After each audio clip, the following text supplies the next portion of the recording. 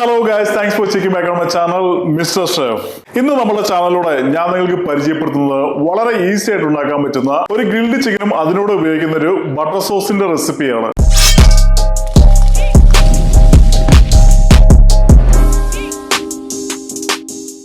നിങ്ങൾക്കറിയാവുന്ന മാതിരി നമ്മുടെ ചാനലിൽ മെയിൻ ആയിട്ട് ഞാൻ അപ്ലോഡ് ചെയ്യുന്നത് ഇന്ത്യൻ ഫുഡുകളാണ്. അപ്പൊ നമ്മുടെ ഇന്ത്യൻ ഫുഡുകളുടെ ഒരു പ്രത്യേകത എന്ന് പറഞ്ഞാല് ഇതിൽ മസാല നന്നായിട്ട് നമ്മളെ ഗരം മസാല അതുമാതിരി ബാക്കിയുള്ള മസാലകളൊക്കെ വളരെയധികം ഉണ്ടായിട്ട് നമുക്ക് പലപ്പോഴും മീറ്റിന്റെ ടേസ്റ്റ് എക്സാക്ട്ലി കിട്ടാറില്ല.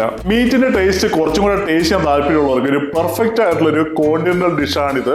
അപ്പൊ നമുക്ക് ആവശ്യമായിട്ടുള്ള എല്ലാ ഐറ്റംസും ഞാനിവിടെ റെഡിയാക്കി എടുത്ത് വെച്ചിട്ടുണ്ട്. അടുത്ത റെസിപ്പിയുടെ പ്രിപ്പറേഷൻ നമുക്ക് ആരംഭിക്കാം.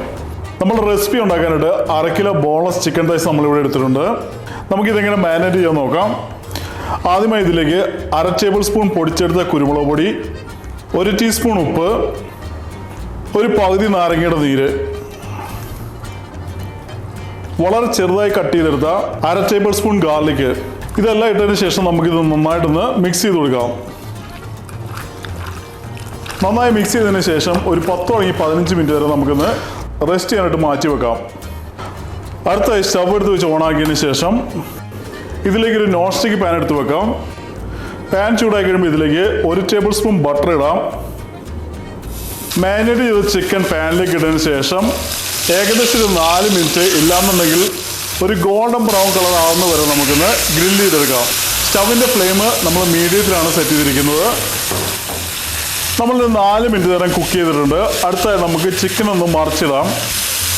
നിങ്ങൾക്ക് കാണാൻ മാതിരി നല്ലൊരു ഗോൾഡൻ ബ്രൗൺ കളറ് ചിക്കൻ്റെ ഒരു സൈഡ് വന്നിട്ടുണ്ട്. മറിച്ചിട്ടതിന് ശേഷം വീണ്ടും ഒരു 4 മിനിറ്റ് നേരം നമുക്കൊന്ന് കുക്ക് ചെയ്തെടുക്കാം. ചിക്കൻ രണ്ടാമത്തെ സൈഡും 4 മിനിറ്റ് നേരം നമ്മൾ കുക്ക് ചെയ്തിട്ടുണ്ട്. അടുത്തായി നമുക്കൊരു പ്ലേറ്റിലേക്ക് മാറ്റാം.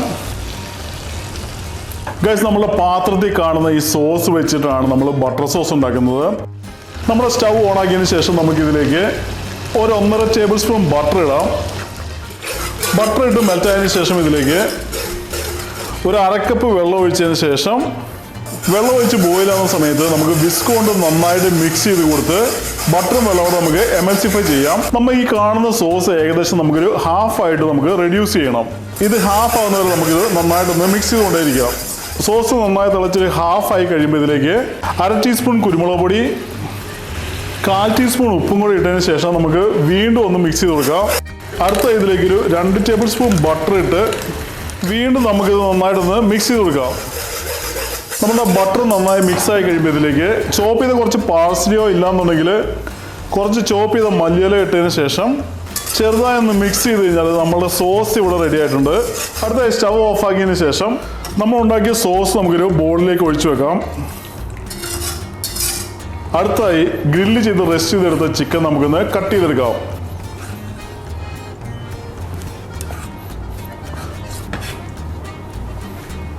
ഗൈസ്, അടുത്തായി നമ്മളുടെ ചിക്കനോടെ കഴിക്കാൻ പറ്റിയ ചെറിയൊരു സാലഡ് നമുക്ക് ഉണ്ടാക്കാം. നമ്മൾ ചെറുതായി കട്ട് ചെയ്ത കുറച്ച് ക്യാരറ്റ്, ചെറുതായി കട്ട് ചെയ്തെടുത്ത ടൊമാറ്റോ, ചെറുതായി കട്ട് ചെയ്തെടുത്ത ക്യുക്കംബർ, കുറച്ച് മല്ലിയില, ഇതെല്ലാം ഇട്ടതിന് ശേഷം നമുക്ക് ഇതിലേക്ക് ഒരു നാരങ്ങയുടെ പകുതി പിഴിഞ്ഞൊഴിക്കാം. 1 ടീസ്പൂൺ കുരുമുളക് പൊടി, 1/2 ടീസ്പൂൺ ഉപ്പ്, ഇതെല്ലാം കൂടി ഇട്ടതിന് ശേഷം നമുക്ക് നന്നായിട്ടൊന്ന് മിക്സ് ചെയ്തെടുക്കാം. ചിക്കൻ നമ്മൾ ഗ്രില്ല് ചെയ്ത് കട്ട് ചെയ്തിട്ടുണ്ട്. അതിനാവശ്യമായുള്ള സോസും നമ്മൾ റെഡിയാക്കിയിട്ടുണ്ട്. നല്ലൊരു സാലഡും റെഡി ആയിട്ടുണ്ട്. അടുത്തായി നമുക്കിതെങ്ങനെ പ്ലേറ്റ് ചെയ്യാൻ നോക്കാം. പ്ലേറ്റിലേക്ക് കുറച്ച് റൈസ് വെക്കാം നമുക്ക്. അടുത്തായി നമ്മൾ ഉണ്ടാക്കിയ സാലഡ് കുറച്ച് ഇതിൻ്റെ സൈഡിലേക്ക് വെക്കാം നമുക്ക്. അടുത്തായി നമുക്ക് ബട്ടർ സോസ് കുറച്ച് പ്ലേറ്റിലേക്ക് ഒഴിക്കാം. അടുത്തായി നമ്മൾ ഉണ്ടാക്കിയ ഗ്രിൽഡ് ചിക്കൻ, നമ്മൾ ഉണ്ടാക്കിയ ബട്ടർ സോസ് കുറച്ച് നമുക്ക് ഇതിന് മുകളിലേക്ക് ഒഴിക്കാം.